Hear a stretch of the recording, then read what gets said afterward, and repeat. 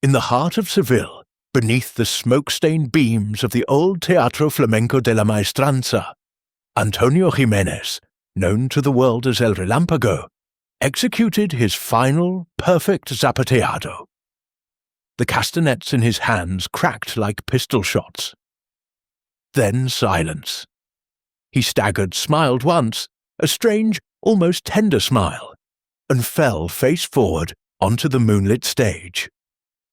By the time the curtain was torn aside, the greatest dancer Spain had ever produced was dead, lips already blue, a faint scent of bitter almonds drifting above the orange blossom, and sweat. Chapter 1. The Lightning That Did Not Strike Twice. The final chord of the guitar still hung in the air like a dying prayer when the spotlight caught Antonio Jimenez at the very apex of his glory. He stood alone on the worn oak boards of the Teatro Flamenco de la Maestranza, arms flung wide, chest heaving, the crimson silk of his shirt clinging to his body with the honest sweat of a man who had danced with death every night for 20 years and always won. Around him, the audience and orchestra alike held one communal breath. Then the castanets began their fury. Crack, crack, crack, a storm of rosewood and ivory against his palms, faster than any human ear believed possible. El Relámpago, they called him, the lightning. And in that instant, Seville believed lightning could indeed be tamed and made to obey a man's will. He spun once, twice, heels hammering the stage in a zapateado that sounded like machine-gun fire across the Guadalquivir. The frilled bata de cola whipped around his legs like a matador's cape. Women clutched their fans until the ivory sticks snapped. Men forgot to breathe. And then, as always, at the climax of his incomparable bulerias, he raised both castanets to his lips in that signature gesture, half kiss, half benediction, the gesture that had made 1,000 women faint in 1,000 different cities. The wooden shells flashed beneath the calcium light, clicked once more against his teeth for luck, and the theatre erupted. It took 3 full seconds for the applause to falter. 3 seconds in which Antonio remained frozen, arms still high, head thrown back, mouth slightly open in the ecstatic rictus the photographers adored. Then the arms dropped. The body swayed. The castanets slipped from nerveless fingers and clattered across the stage like spent cartridges. He took one uncertain step backward, smiled, a strange, almost tender smile that belonged on the face of a man greeting an old lover, and folded to the boards as gently as a bull sinking to its knees in the sand of the Maestranza ring. For one heartbeat the theatre remained suspended in disbelief. Then pandemonium. Women screamed. A guitar crashed to the floor. The great velvet curtain was wrenched aside by desperate hands. Stagehands, musicians, admirers poured onto the boards shouting for a doctor, for water, for God. Someone tried to lift the dancer. His head fell back, lips already tinged with blue. A young girl in the front row began to sob uncontrollably. From the royal box, a small, impeccably dressed man with an egg-shaped head and a magnificent moustache rose calmly to his feet, murmured "Mon Dieu" in a soft Belgian accent, and began to make his way down the marble staircase with the deliberate neatness of one who dislikes both crowds and unnecessary haste. By the time Hercule Poirot reached the stage, the chaos had organized itself into the peculiar stillness that follows violent death. Antonio Jimenez lay on his back now, surrounded by a circle of kneeling figures. His shirt had been torn open in the search for a heartbeat that would never return. The beautiful, arrogant face looked suddenly younger, almost childish in its repose. A thin line of white foam had appeared at one corner of the mouth and dried there like sea salt. Above the orange blossom perfume of the women and the resin of the guitars, there drifted another scent, faint but unmistakable to the educated nose, the ghost of bitter almonds. Poirot stood for a moment at the edge of the circle, hands clasped behind his back, taking in every detail with those unnaturally vivid green eyes. Then he stepped forward, and the crowd parted for him as water parts for the prow of a ship. He knelt, an operation requiring some care with the patent leather shoes and perfectly creased trousers, and bent over the body. With 2 fingers he delicately lifted one of the fallen castanets. It was a beautiful instrument, rosewood from Granada, polished to a honey glow, the 2 halves joined by a scarlet silk cord, now darkened with sweat. He turned it over. The inner surface was scratched and scarred from years of passionate use, but along one edge the wood was split cleanly, as though by a sudden, violent blow. Poirot's thumb explored the fissure and encountered something smooth and alien, glass. Very gently, he eased out a tiny shattered phial, no longer than his little finger. It was empty, but a single drop of clear liquid still clung to the jagged rim. He brought it to his nose, inhaled once, and the nostrils of that celebrated nose flaring like a bloodhound's, and allowed himself the smallest of nods. "Prussic acid," he announced to no one in particular, and to everyone at once. "Hydrocyanic. Death almost instantaneous, very pure, very expensive, very theatrical." Captain Hastings, who had fought his way through from the stalls, arrived breathless at his elbow. "Good Lord, Poirot! Poison? Here, in front of 200 people?" "Precisely in front of 200 people, mon cher Hastings. That is what makes it interesting." Poirot rose, brushing invisible dust from his knees. Observe the smile. Observe the absence of struggle.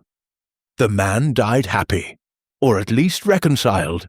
That is rare with cyanide. And observe, please, these castanets. One is cracked. The other, he picked up its twin still attached by the cord. The other is intact. Curious, is it not? Why should only one shell break? A thick-set man in the uniform of the Guardia Civil pushed forward. "Senor, this is a matter for the authorities. I must ask you." Poirot produced a card with a flourish. "Hercule Poirot, at your service, Commandante, formerly of the Belgian Sûreté. I am staying at the Alfonso XIII, and I am entirely at the disposal of the Spanish police." The little detective's smile was charm itself. "But perhaps you will permit me one more moment with the body? A matter of professional curiosity merely." The Commandante, recognizing the name, hesitated only a second before stepping back. Poirot knelt again. This time he studied the dead man's hands. The fingers were long, expressive, calloused across the tips from years of castanet work, yet the nails were manicured. The cuffs of the shirt fastened with square-cut rubies. On the right index finger, a thin red line circled the skin as though a ring had been removed in haste. Poirot's eyes gleamed.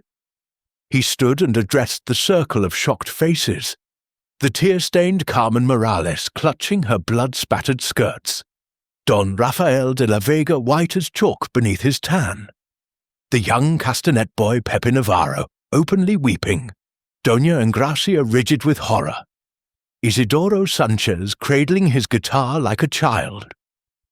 Every one of them, Poirot noted with satisfaction, looked guilty of something. "Ladies and gentlemen," he said quietly, yet his precise voice carried to the back of the stalls, "a great artist has been assassinated at the very peak of his powers. The method was brilliant, the timing impeccable, the choice of weapon." He weighed the broken castanet in his palm. "Inspired. Somewhere among you walks a murderer who understands both poison and passion. But have no fear. Hercule Poirot is here. And Hercule Poirot, he does not rest until order is restored, and the little grey cells have spoken their verdict." He bowed, a small, quaint, unbearable bow. Above them, the great chandelier flickered once, as though the theatre itself shivered.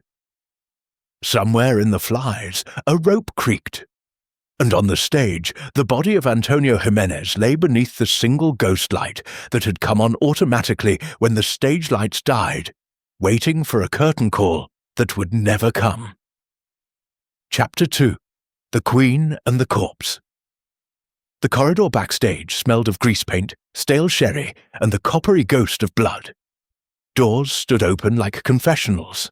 From every room drifted the sound of women crying and men swearing in low, shaken voices. Poirot moved through it all with the neat, silent tread of a cat. Hastings half a step behind, notebook already open. They found Carmen Morales in the principal dressing room, seated before a mirror framed with dead bulbs. The famous red dress was ruined. Dark patches had soaked through at the knees where she had knelt beside the dying man. Yet, even in ruin, she was magnificent. Black hair escaping its combs, olive skin luminous with tears. The long throat still proud. A single candle burned on the dressing table, throwing her shadow huge and wavering across the wall like a tormented soul in a Goya etching. She did not turn when they entered. "Close the door," she said in Spanish, voice hoarse from screaming or singing. It was impossible to tell which. "I do not wish the whole of Seville to watch me bleed." Poirot obeyed. Hastings hovered awkwardly until Poirot indicated a stool. The little detective remained standing, hands clasped behind his back, studying the woman the way a jeweller studies a flawed ruby. "Permit me, mademoiselle, to offer my condolences and my questions." Carmen laughed, a short, bitter sound. "Condolences? From the man who will hang me, perhaps?" She swiveled on the stool to face them. The candlelight carved hollows beneath her cheekbones. "Ask, then. Everyone else already has." Poirot inclined his head. "You were the fiancé of the deceased?" Fiancé, lover, slave, rival, mother, daughter, whatever he needed that night. She lifted her chin. "Yes, I was all of those things to Antonio Jimenez. And tonight, he was going to announce that he was leaving me. For a boy, Pepe Navarro. The little blonde angel with the perfect castanets." Her mouth twisted. "Antonio said he needed someone who could match his fire without trying to possess it. I tried to possess it, that was my crime." Hastings shifted uncomfortably. Poirot remained impassive. "You quarrelled?" "Every night for a month. Tonight he laughed at me. Said I danced like a woman who was afraid of falling. Then he kissed me on the forehead, the way you pat a dog, and went on stage to die." She looked down at her hands. The nails were broken, the cuticles stained faintly blue. "I held him while the poison burned through him." He looked up at me and smiled. Smiled, monsieur, as if I were the Virgin appearing at the hour of death. Poirot's gaze flicked to the objects on the dressing table. A half-empty glass of manzanilla, a powder puff, a pair of rosewood castanets identical to the ones Antonio had carried. The silk cords were scarlet, the wood polished to a honey glow. One shell bore a tiny hairline crack. "Those are your castanets, mademoiselle." They were. Tonight Antonio complained that his own pair felt strange, heavy. He asked to borrow mine, said mine always had the perfect voice. She touched them with one finger, almost tenderly. I gave them to him.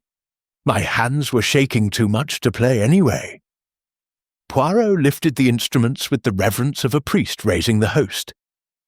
He turned them over, sniffed delicately, then produced a pocket lens. Under its magnification, the hairline crack revealed itself as deliberate, a clean incision, later disguised with resin. With the tip of his penknife, he eased the shell apart.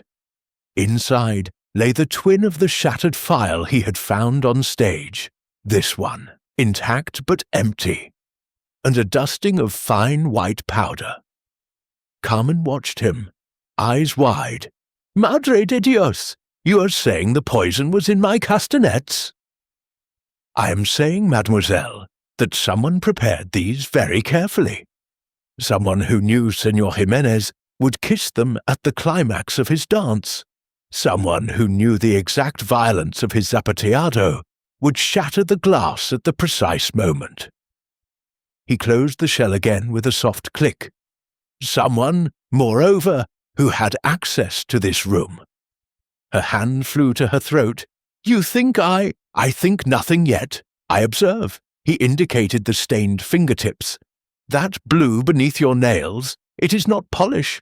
It is silver cyanide residue, no? Very stable, very lethal when mixed with the acids of human saliva." Carmen stared at her hands as though seeing them for the first time. Slowly, deliberately, she laid them palm up on the table, like a penitent. "Then arrest me, monsieur, because I have wished him dead 1,000 times these past weeks. But I swear by every saint in heaven that I did not kill him." Poirot regarded her for a long moment. "The oath of a passionate woman is a beautiful thing," he said at last, "but passion is not always truth." He placed the castanets inside a silk handkerchief and tucked them into his breast pocket. "I shall keep these safe, for now." As they turned to leave, Carmen spoke again softly. "Monsieur Poirot, when he smiled at the end, do you know what he whispered? Only one word. Duende. Do you know what that means?" Poirot paused in the doorway.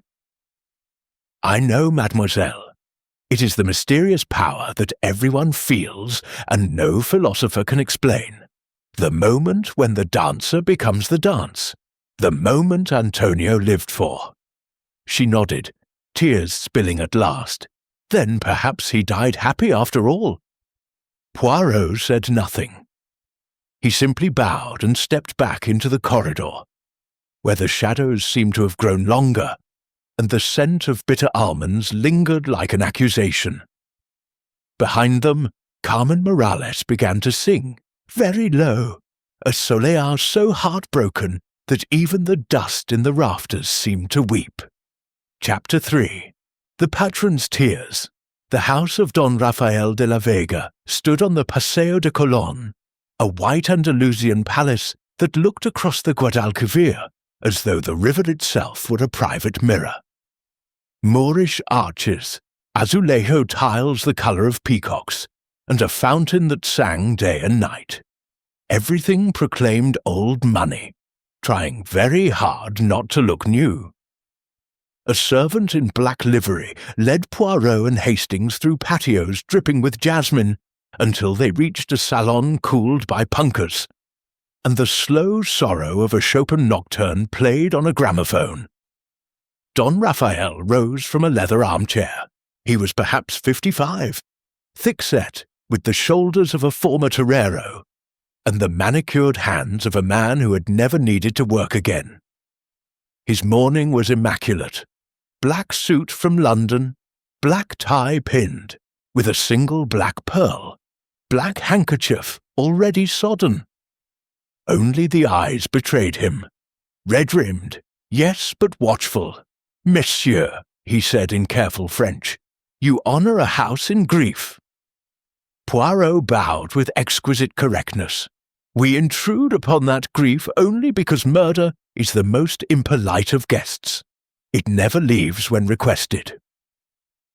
Don Rafael gestured to brocaded chairs. Sherry appeared in cut crystal glasses the colour of old blood. The servant withdrew, closing the doors with the silence of long practice. "I have already spoken to the police," Don Rafael began. "I have nothing to hide." "Excellent," said Poirot, tasting the sherry and approving it with a small inclination of the head. "Then we begin with what you do have to show. You are the patron, The protector, some say the owner of Antonio Jimenez. For 8 years you financed his costumes, his tours, his appetites. In return he danced only in your theatre, and when it pleased him, in your bed. Don Raphael's jaw tightened, but he did not deny it. Last week, Poirot continued softly, you quarrelled violently. Half of Seville heard you threaten to ruin him. I threatened to stop paying his debts. There is a difference. Don Raphael set his glass down with a click. Antonio had gambling debts. Women, boys, cocaine, whatever new sensation caught his fancy. I paid. Always I paid. But 3 weeks ago, he came to me drunk with triumph. An American syndicate, RKO Pictures, had offered him a fortune to star in Hollywood films and to sell them the Teatro Maestranza as a permanent base. My theatre. The theatre my grandfather built for Pastora Imperio herself. He was ready to sign. And you forbade it? I begged, I raged, I pleaded. He laughed. Said Spain was too small for his genius now, that I was too old. The patron's voice cracked on the last word. He drank deeply. I told him if he sold my theatre, I would see him in hell first. Poirot's eyes gleamed. A threat taken literally, perhaps. Don Raphael met his gaze steadily. I am a man of passions, Monsieur Poirot, but I do not poison artists in front of an audience that worships them. What would be the profit? A dead lover and a bankrupt theatre? Perhaps the profit was in the insurance. Poirot produced a folded paper from his pocket, an insurance policy taken out on Antonio Jimenez 6 months earlier for 500,000 pesetas, payable to the Teatro Maestranza upon accidental death or misadventure. Poisoning is not listed among the exclusions. Don Raphael stared at the document as though it were a scorpion. I had forgotten. It was Antonio's idea. He said the Americans required it before they would advance money. Convenient. Poirot refolded the paper. One thing more. May I see your hands, senor? With reluctance, Don Raphael extended them. The nails were perfectly manicured, the cuffs fastened with onyx links. No trace of blue staining, no resin under the nails. Poirot examined them anyway, turning the heavy gold signet ring on the right hand. On the inside of the band was engraved a tiny lightning bolt, Antonio's personal emblem. You still wear his ring. I have worn it since the first night he danced for me alone. I will wear it until the day I die. Poirot released the hands. Tell me, Don Raphael, where were you at the precise moment Antonio kissed the castanets? In the royal box, 3rd seat from the left. I never miss his final bulerias. His voice shook. I saw him lift them to his lips. I saw him smile. Then he fell. I ran, but the stairs seemed endless. He covered his face with the black handkerchief. The sobs that came were harsh, almost angry. The sobs of a strong man who has never learned how to cry. Poirot watched him for a long moment, then rose. You loved him very much, I think. More than my soul, came the muffled reply. That is a dangerous quantity, senor. Sometimes the soul objects to being spent so freely. At the door, Poirot paused. One last question. Tonight Antonio wore ruby cufflinks, very fine Kashmiri stones. Do you recognize them? Don Raphael looked up, puzzled. Of course. I gave them to him for his birthday. Then why, senor, was there a pale circle on his right index finger where a different ring, a narrower ring, had very recently been removed? The patron had no answer. Only the fountain outside continued its indifferent song, and somewhere deep in the house a clock struck 3 with the hour when, in Seville, even the ghosts grow tired. Chapter 4. The Guitarist's Debt. The tavern in Calle Sierpes was called Los Toreros de Noche, though no bullfighter had crossed its threshold in 20 years. It smelled of sour wine, old smoke, and the particular despair that settles on men who have lost more than money. At a table in the rearmost corner, under a faded poster of Belmonte, sat Isidoro Sanchez, known in every tablao from Cadiz to Madrid as El Tormento. The nickname had once been a compliment. Now it was simple truth. He was drinking manzanilla from the bottle, letting it spill over his chin because his hands shook too much for the glass.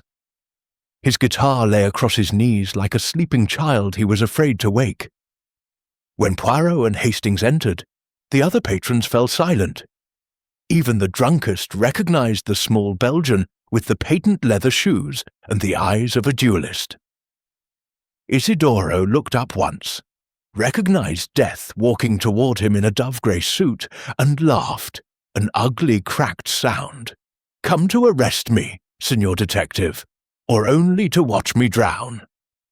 Poirot pulled out a chair without waiting for an invitation. Hastings remained standing, notebook ready. The tavern owner wisely disappeared. "Neither, Signor Sanchez. I come to listen. A guitarist's fingers often speak more truthfully than his tongue." Isidoro lifted the bottle in salute. "Then listen well. These fingers owe Antonio Jimenez 22,000 pesetas. He lent them to me in friendship," he said. "Tonight he was going to collect in blood." He turned his hands palm up. The fingertips were raw, almost bleeding. "I have played every night until the nails split. Still not enough." Poirot studied the hands with clinical interest. The nails were stained a faint, unmistakable blue. "Silver polish for the strings?" he asked mildly. Isidoro flinched. "Something like that. Or silver cyanide dissolved in alcohol to make it easier to apply inside a castanet shell," Poirot suggested. The silence that followed was so complete that the ticking of Hastings's wristwatch sounded like a drum. Isidoro drained the bottle and reached for another. "You think I poisoned him because he held my marker? Everyone in Seville knows Antonio forgave debts the way other men forgive sins. He liked owning people. It fed the legend. Yet tonight the legend was going to Hollywood," Poirot said. "And the debts would have been called in by American lawyers who do not understand Andalusian generosity. 22,000 pesetas is a powerful motive, senor." The guitarist's laugh cracked again. "Powerful enough to murder the greatest bailaor who ever lived in front of 200 witnesses. I am a coward, monsieur, not an idiot." Poirot leaned closer. "Then explain the blue on your fingers. Explain why your castanets, every guitarist carries a pair for Palmas, are missing. Explain why the stagehand saw you backstage 20 minutes before curtain, carrying something small and wrapped in a red silk handkerchief." Isidoro's face went the color of tallow. "I was returning Antonio's spare pair. He had lent them to me last week when mine broke. That is all." "May we see them?" "They are lost. Stolen, perhaps. This is Triana. Thieves are born breathing." Poirot allowed himself a small sigh. "Senor Sanchez, you disappoint me. A man who can play a falsetto so heartbreaking that grown men weep should be able to invent a better lie." He produced from his pocket the broken castanet he had taken from the stage. In the tavern's dim light, the rosewood glowed like fresh blood. He clicked the two halves together once, sharp, final. "This sound, senor. You know it better than your own heartbeat." When Antonio kissed these tonight, the glass phial inside shattered. One drop on the wood was enough. You knew he would kiss them. Everyone knew. It was his signature. Isidoro stared at the castanet as though it were the host, and he a condemned heretic. "I tuned those castanets myself 3 days ago. he whispered. Antonio said they felt heavy. I thought he was joking. Someone had weighted them, Poirot said, with lead shot and a tiny phial of poison. Someone who understood the exact pressure of a zapateado. Someone who could come and go in the dressing rooms without question. A guitarist, perhaps? Isidoro's head dropped into his ruined hands. I hated him, he said, voice muffled. Hated him for the money, hated him for the women, hated him most because he could dance what I could only play. But I did not kill him. I swear it on my mother's grave. Poirot. Poirot waited. Slowly, Isidoro reached inside his worn velvet jacket and drew out a small bundle wrapped in, Poirot's breath caught, a red silk handkerchief, exactly matching the cords on Antonio's castanets. He laid it on the table. I took these from Carmen's dressing room tonight after. I was going to sell them to pay the debt. A dead man has no need of rosewood. He unwrapped the bundle. Inside lay a perfect unbroken pair of castanets. Poirot lifted them, examined them minutely, then, with infinite care, split one shell along an almost invisible seam. Inside, nothing. Only the sweet smell of old resin and a single lead pellet no larger than a lentil. Isidoro stared. Then the poison was never in these. No, Poirot said quietly. The poison was in the pair Antonio carried on stage. These were the originals, the safe pair. Someone substituted the deadly set and left these behind to be discovered later. A red herring, as you say in English. He rose. You are a thief, Senor Sanchez, but not, I think, a murderer. Though theft has made you an accomplice after the fact. Isidoro looked up, eyes suddenly clear. Find who killed him, monsieur, and when you do, play one solea for El Tormento. I will still owe the debt, but at least I will owe it to a ghost. Poirot bowed slightly.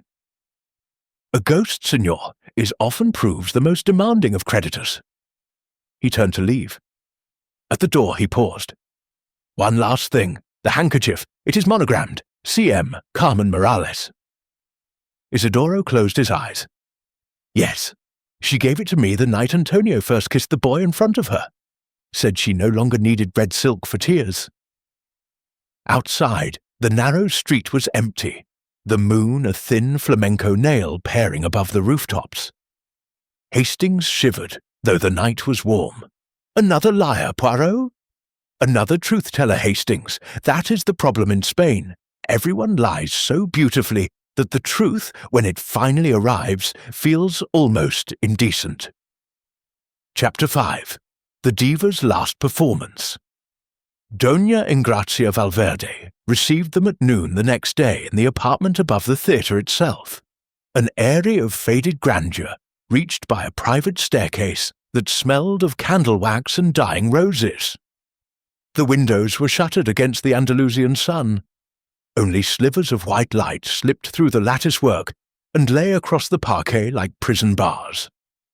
She sat enthroned in a high-backed Cordoban chair, dressed entirely in black lace that had once been the height of fashion in 1908. A mantilla of Brussels point veiled her still beautiful face. The hands that rested on an ebony cane were weighed down with rings that had known better decades. At 71, she remained formidable, the last living link to the Café Cantante golden age, the woman who had made emperors weep with a single levantar. "Enter, senores," she said without rising. Her voice had the husk of old velvet and the authority of a cathedral bell. "I have been expecting death's little secretary." Poirot bowed as deeply as if she were royalty. "Madame, Hercule Poirot is honoured, and saddened that we meet on such a morning." Doña Engracia lifted the mantilla with one finger. The face beneath was a tragedy mask carved by time. Magnificent bones, hollow cheeks, eyes of jet that had seen too many curtains fall. Spare me the Belgian gallantry. I buried my youth in this theatre. Last night I buried its soul. Ask what you must. Poirot took the indicated chair. Hastings remained standing, half hidden in the shadows like a nervous acolyte. Madame, you were Antonio Jimenez's godmother in art. You taught him his first compás when he was a barefoot boy from Triana. Yet lately you quarrelled. Quarrelled? She gave a dry laugh. I tried to save him from himself. The boy had duende, yes, but he confused it with license. He wished to tear down my father's stage, replace the old tablao with electric lights and American jazz bands. He called it progress. I called it sacrilege. And you threatened to disinherit him. I threatened to close the theatre forever rather than see it profaned. He laughed, said an old woman's threats were as empty as her dressing room. She gestured at the walls lined with yellowed photographs. Engracia in her prime, with Carmencita, with La Macarona, with the Infanta herself. He was wrong. This theatre is my mausoleum. I would burn it before I let strangers dance the cancan where Chacon once sang. Poirot's gaze moved to the marble console. Upon it stood a crystal box containing perhaps a dozen tiny glass phials, each filled with a colourless liquid and sealed with red wax. Your heart medicine, madame. Doña Engracia followed his look. Digitalis, and something to calm the nerves. The doctor adds essence of bitter almond because I detest the taste and otherwise. 1 phial every evening before sleep. She lifted the box, shook it gently. 11 phials rattled. Last night I took the 12th, or so I believed. Poirot's eyebrows ascended. 1 is missing. Count them yourself. She extended the box. Poirot did. 11.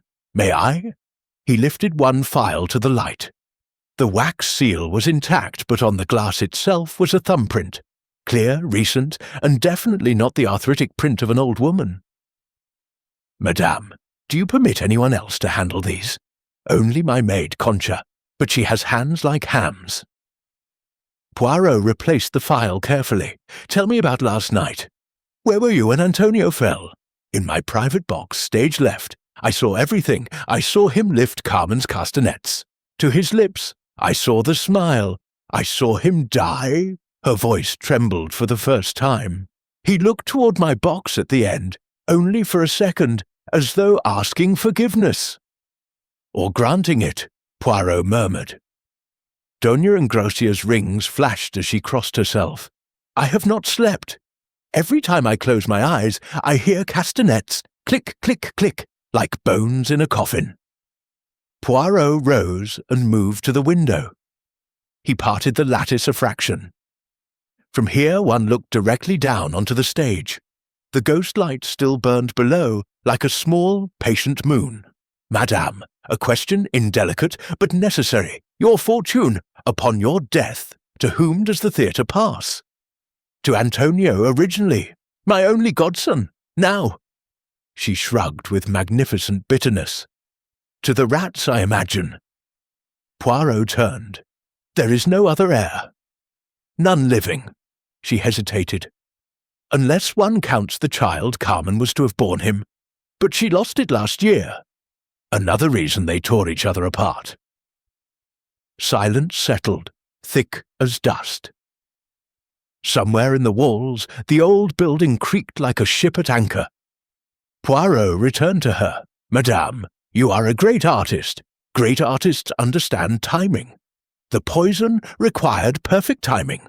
Someone who knew exactly when Antonio would kiss the castanets, how hard he would strike them, how much pressure would shatter the phial.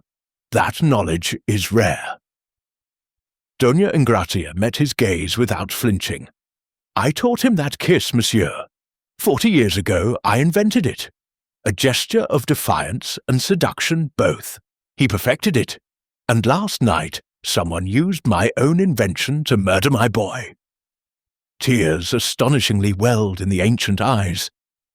One escaped and traced a path through the rice powder. Poirot bowed again, very low. "I salute you, madame, and I promise you justice." At the door he paused. "One final thing. Your cane, may I see it?" She extended it without hesitation. Ebony, silver handle in the form of a flamenco dancer, worn smooth by decades of use. Poirot examined the ferrule. Traces of fresh resin clung to the metal tip. "Resin from the stage floor, perhaps?" he asked softly. "Or from sealing a castanet," she replied, equally softly. "Take it, monsieur. Examine it. Break it if you must. I have no more need of support. Grief holds me upright now." Poirot handed the cane back with reverence. "Grief is the strongest cane of all, madame, but even it can be turned into a weapon." He left her sitting in the striped sunlight, straight backed as ever, listening to the phantom click of castanets that only she could hear. Chapter 6. The Weight of Silence. Triana, at 4 in the afternoon, is a district that has decided to die for a few hours. Shutters closed, dogs asleep in the middle of the street. Even the Guadalquivir seems to move more slowly past the old ceramics workshops. In one of those workshops, under a roof open to the sky, Maestro Jacinto Lopez was planing a piece of rosewood so dark it looked wet. He was the last of the great castanet makers. 78 years old, half-blind, hands steady as cathedral stone. When Poirot and Hastings were shown into the courtyard, he did not stop working. The plane whispered across the wood like a secret being told. "Maestro," Poirot greeted him in Spanish, "forgive the interruption. I come about the last pair you made for Antonio Jimenez." The plane kept moving. Shavings fell like brown snow. "I made him 37 pairs in 20 years, the old man said without looking up. "Which last pair?" "The ones he died with." The plane stopped. Maestro Lopez raised his head. The eyes behind the thick lenses were filmed with cataract, yet they fixed on Poirot with startling precision. "Those were not the ones I made him." He laid the plane down, wiped his hands on a rag that had once been a shirt, and shuffled to a shelf. From it, he took a small bundle wrapped in oilskin. He placed it on the workbench and unfolded it with the reverence of a priest opening the corporal. 2 perfect castanets of pale boxwood lay inside, the cords still snowy white. "These," he said, "are the pair I finished for him 10 days ago. He never collected them." Poirot lifted one. It was lighter than air, the tone when clicked pure as struck crystal. "Then the pair he used last night were his old ones. Rosewood from Granada, 8 years old. I repaired them in April. He brought them back 3 days before he died. Said they felt heavy. Asked me to look." Maestro Lopez took the rosewood pair from Poirot's outstretched palm. The same broken pair from the stage, now cleaned of blood and poison. He turned them over, sniffed, then produced a tiny chisel. With a surgeon's delicacy, he split the seam that had been so cleverly disguised. Inside the hollow lay a thin lead disc the size of a communion wafer, and the glittering fragments of the shattered phial. "Someone opened them," he said quietly. "Inserted this weight and the glass, then closed them again with resin from the theatre floor. Good work, professional, but not mine." He clicked his tongue in disgust. "Castanets are sacred, senor. They have a voice given by God. To turn them into a coffin for poison is blasphemy." Poirot examined the lead disc. On one side, almost worn away, was stamped a tiny maker's mark, a crowned M. "This lead comes from old organ pipes," Maestro Lopez explained. "The Cathedral of Seville replaced its organ in 1912. The pipes were sold for bullets in the Morocco War. Some ended up as fishing weights, some as castanet weights for dancers who wanted a deeper voice. I never use cathedral lead. It is cursed." Hastings shivered despite the heat. "Maestro," Poirot asked, "who brought the castanets to you 3 days ago for examination?" "A boy, tall, blonde, nervous," said Antonio had sent him. "He waited outside, smoking one cigarette after another. When I told him the instruments had been tampered with, he went white as salt and ran." "Pepe Navarro," Hastings murmured. The old man nodded. "El Rubio. Good hands, that boy. Too good. He could have been the greatest castanet virtuoso in Spain, but he wanted to dance. Antonio promised to teach him, promised him everything." Poirot wrapped the evidence once more in the oilskin. "One last question, Maestro. The resin used to seal the shells. Could you tell where it came from?" The old man scraped a flake from the seam, rolled it between finger and thumb, smelled it. Pine resin mixed with beeswax and a trace of orange flower water. Only one place in Seville uses that mixture: the sacristy of the cathedral, to seal the incense burners, and the Teatro Maestranza to seal the cracks in the stage floor after every performance. Same recipe since 1870.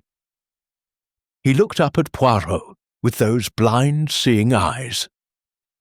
"The murderer, Signor, is someone who walks on both sacred and profane ground." Poirot bowed. "You have the ears of an angel and the wisdom of a serpent, Maestro. Spain is fortunate to have you." The old man resumed planing as though they had never been there. Outside, the sun had begun its descent, turning the river into hammered copper. Poirot paused beneath the fig tree in the courtyard. "Hastings, we have been looking for passion, for jealousy, for money. But the key is craft. Someone who understands wood, lead, resin, timing. Someone who could move between cathedral and theatre without suspicion. And who has access to both," Hastings added slowly. "The theatre is locked at night, except to the company. The cathedral sacristy only to the clergy and to the women who clean it at dawn," Poirot finished. "Women who have served there for 40 years. Women who carry keys and grievances in equal measure." He looked back at the workshop. Maestro Lopez was already shaping the next pair of castanets, humming an old seguiria under his breath. The sound followed them into the street like a warning. Chapter 7. The Dress Rehearsal of Death. The Teatro Flamenco de la Maestranza was dark except for the single ghost light burning center stage, a naked bulb on an iron stand that threw a circle of cold white on the scarred oak. The rest of the house was swallowed in blackness, so complete that the velvet seats looked like rows of open graves. Poirot had ordered every door locked from the inside. Only 7 people now stood beneath the proscenium arch. The same 7 who had been present at the moment Antonio Jimenez died. Carmen Morales, in a plain black rehearsal skirt. Don Rafael rigid in evening dress. Isidoro clutching his guitar like a shield. Doña Ingracia enthroned in her invalid chair. Pepe Navarro white-faced and trembling. And 2 silent Guardia Civil officers at the back. Hastings stood beside Poirot, trying not to look at the shadows. Poirot stepped into the circle of light as though it were the most natural thing in the world to hold a trial by ghost light. "Mesdames, messieurs," he began, voice soft yet carrying to the gods, "we are here to watch a dress rehearsal, not of a dance, but of a murder." He placed upon the floor, in exactly the spot where Antonio had fallen, the 2 rosewood castanets that had killed him. They lay there, innocent-looking, the scarlet cord coiled like a sleeping viper. Regardez, the perfect crime. A crime that required 5 things: intimate knowledge of Antonio's habits, access to the castanets in the hours before the performance, the skill to open, wait, poison, and reseal them without leaving visible trace, a poison both swift and scented, with bitter almonds to create confusion, and finally, most difficult of all, the certainty that Antonio would press the shells to his lips. At the precise second, the glass would shatter. He lifted the broken castanet, clicked it once. The sound cracked through the empty theatre like a gunshot. Everyone believed the poison came from Carmen's castanets, because Antonio borrowed them that night. A perfect misdirection. In truth, the deadly pair were his own old rosewood ones, tampered with days earlier. Carmen's pair were left in her room containing only lead and an empty phial, so that when I inevitably examined them, I would arrest her at once jealousy was established as motive. Carmen made a small choked sound. Poirot continued. The scent of bitter almonds was never from cyanide at all. Pure hydrocyanic acid is odourless. The almond smell came from a single drop of Dona Ingratia's heart medicine, harmless in itself, poured into the shell to send us searching for a non-existent bottle of prussic acid. Dona Ingratia's rings flashed as her hand flew to her throat. The real poison was silver cyanide, painted inside the shell in alcohol solution. Stable, tasteless, lethal, the instant it met saliva. The blue staining we found on several pairs of hands was not from handling cyanide, but from the silver residue left after the alcohol evaporated. He turned to Isidoro. You, senor, stained your fingers stealing Carmen's safe pair to sell. Dona Ingratia's maid stained hers, cleaning the dressing-room mirror where the murderer worked. Even Maestro Lopez had a trace from testing the resin. Pepe Navarro tried to speak. Poirot raised one finger, and the boy subsided. Now we come to the weight. The lead disc bearing the mark of the old cathedral, organ pipes. Lead that could only have been obtained by someone with access to the sacristy stores, or by someone very close to a person who had. He moved to stand before Dona Ingratia. Madame, you taught Antonio the kiss of the castanets. You knew exactly how hard he would strike during the bulerias. You had the resin, the phials, the motive to save your theatre from American hands. But you lacked one thing, the physical strength in your hands to open seasoned rosewood without leaving scars. Dona Ingratia smiled, a terrible regal smile. Then you have no murderer, monsieur. Au contraire. Poirot spun on his heel. I have two. He faced Pepe Navarro. You, mon petit, carried the tampered castanets to Maestro Lopez pretending Antonio had sent you. So the old man would discover the weight and send us chasing cathedral lead. You stained your fingers blue, preparing the poison under instruction. You are young, strong, and your hands are those of a master castanet maker in the making. You could open the shells perfectly. Pepe's knees buckled. I only did what she told me. Dona Ingratia's voice cut like a knife. Silence, child. Poirot ignored her. And you, madame, supplied the plan, the medicine for the false scent, the keys to the sacristy stores. You convinced the boy that Antonio was betraying flamenco itself, that by killing him you would save the theatre forever. A new legend, the dancer who died at the height of his powers, ensuring the old ways could never be torn down. He held up the insurance policy. 500,000 pesetas, enough to restore the building and keep it Spanish for another century. Antonio alive in Hollywood would have taken it all away. Antonio dead on your stage made him immortal, and you rich. Dona Ingratia rose slowly from her chair, straight as a cathedral candle. You are clever, little Belgian, but you forget one thing. I am old. I will be dead soon anyway. What is one more sin on a soul already heavy? She reached into the folds of her black lace and drew out a tiny mother-of-pearl revolver. Hastings shouted. The Guardia officers started forward. Poirot did not move. Madame, he said gently, the performance is over. The curtain has fallen. Doña Engracia looked once around the empty theatre, at the ghost light, at the castanets lying where her godson had breathed his last. Then, with the dignity of a queen abdicating, she let the revolver fall. It clattered across the stage and came to rest against the rosewood shells. Chapter 8. The Confession Beneath the Ghost Light.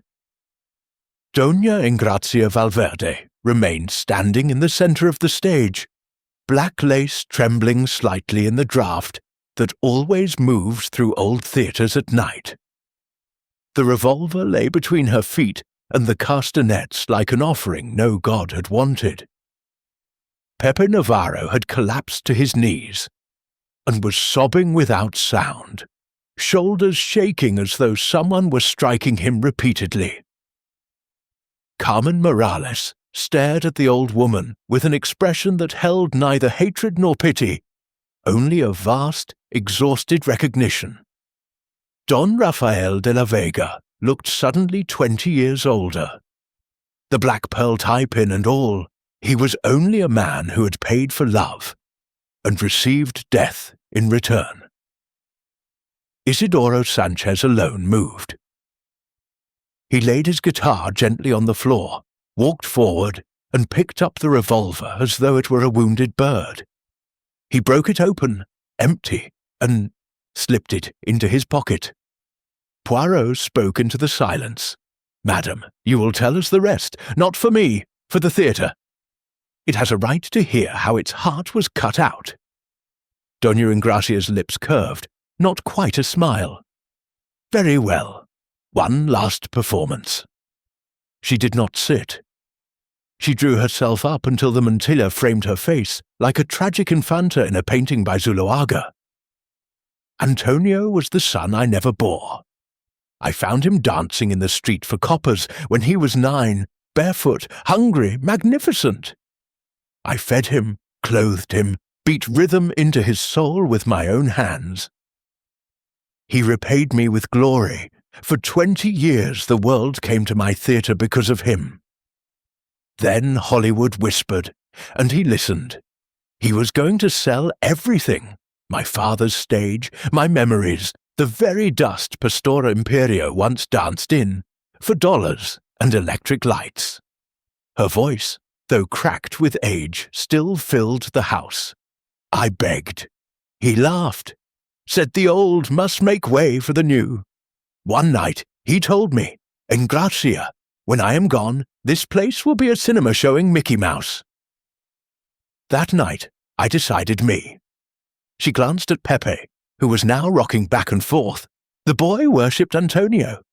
Antonio used him, first as pupil, then as lover, then as errand boy. When Antonio announced he would take Pepe to California, but leave the theatre behind, the child came to me broken. I saw my chance. I told him the only way to keep Antonio forever was to let him die here, at the summit, on our stage, a martyr to pure flamenco. The Americans would lose interest, the insurance would save the building, the legend would be eternal. Carmen made a small animal sound. Doña Engracia continued, relentless. Pepe had the hands, I had the plan. I gave him one of my heart medicine phials to create the almond scent. I showed him how to paint the silver cyanide. I still have friends in the old pharmacies. Together we opened the rosewood shells in my apartment while the company was at siesta. The lead weight came from the sacristy. I have cleaned that cathedral on my knees since 1898. No one questions an old woman carrying dusters and prayers. She lifted her cane and struck the stage once. The thud echoed like a coffin lid. I timed it to the second. Antonio always kissed the castanets on the 12th beat of the final bulerias. The zapateado would shatter the glass. One drop on the wood, one kiss, and the lightning would strike itself. Pepe found his voice, raw and childish. She said no one would ever suspect me. She said we were saving art. Doña Engracia looked at him almost tenderly. We were, pequeño, but art is a cruel mistress. She demands blood. Poirot's voice was very quiet. And the smile, madame, the smile as he died." For the first time the mask cracked. Tears, real ones, slid through the rice powder. He understood. In that last second he looked up, not at Carmen, at me, and he smiled because he forgave me. He knew why. He even thanked me. She swayed. Isidoro stepped forward and supported her as though she weighed nothing. Poirot turned to the Guardia Civil officers. "It is finished." But Doña Ingracia was not quite done. "One more thing, monsieur." She reached into the lace at her throat and drew out a thin gold chain. On it hung a single ruby cufflink. Antonio's, the mate to the pair he had worn the night he died. "I took it from his cuff while they were still trying to revive him. A souvenir, a widow's right." She let the cufflink fall. It rang on the boards like a tiny bell. Then, with immense dignity, she walked to the edge of the ghostlight circle and extended both wrists to the officers. "Take me. The theatre has heard enough." As they led her away, her cane tapped across the stage in perfect 12-beat compás. At the prompt corner she paused and, without turning, spoke her final line. "Maestro!" she called into the darkness where the invisible orchestra sat. "Lights!" The ghost light flickered once, as though obeying, and went out. The theatre plunged into absolute black. Only the scent of bitter almonds and orange blossom remained. Chapter 9. The Final Zapateado. Then the house lights came up slowly, the way they do at the end of a long performance when the audience is too moved to applaud at once. The great chandelier glowed amber, revealing the empty stalls, the faded gold of the boxes, the dust motes drifting like incense. Doña Ingracia was already gone, escorted down the marble staircase between the two silent guards.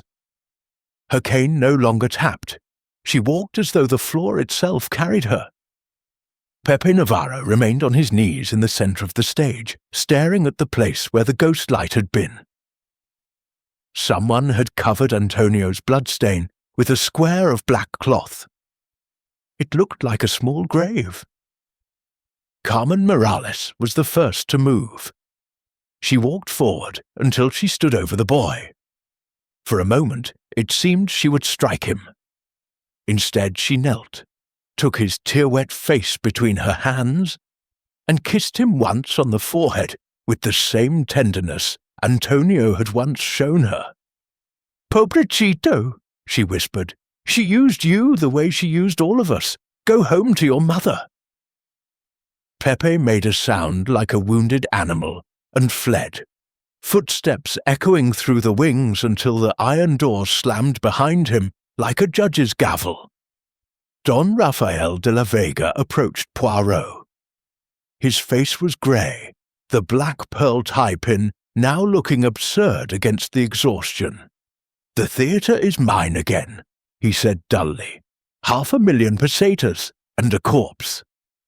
I would trade it all for one more night when he danced only for me." Poirot regarded him with something close to pity. "Keep the theatre, senor. Fill it with new voices. That is the only way to honor the dead, to let them go."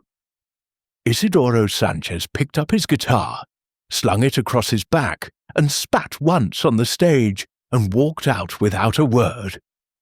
The debt was cancelled. The marker burned. Only Carmen remained. She stood alone beneath the chandelier, arms hanging at her sides, the red rehearsal skirt still stained with Antonio's blood. Slowly, deliberately, she lifted her right foot and struck the floor. Heel first, then the ball, then the heel again, once, twice, a third time, zap, zap, zap. The sound rang through the empty house, clean and defiant. She began to mark a simple bulerías rhythm with her feet. No music, no castanets, only the pure compás that lives in the bones of every true flamenco. Her arms rose, wrists turning like opening flowers, back arched, head thrown back, exactly as Antonio had done in his final second of life. She danced for perhaps 30 seconds. No one breathed. When she finished, she was crying, but her eyes were bright. "He forgave her," she said to Poirot, "but I never will." She walked past him, past Hastings, past the black cloth on the floor, and disappeared into the wings. Her footsteps did not echo. The theatre seemed to swallow them gently, the way it swallows every great performance. Poirot and Hastings were left alone on the vast stage. Hastings cleared his throat. "Will they hang her, Poirot? An old woman?" Poirot looked up at the chandelier, at the boxes where kings and queens had once sat, at the royal coat of arms above the proscenium now cracked and peeling. "In Spain, mon ami, they do not hang legends. They will put her in a convent prison with a view of orange trees.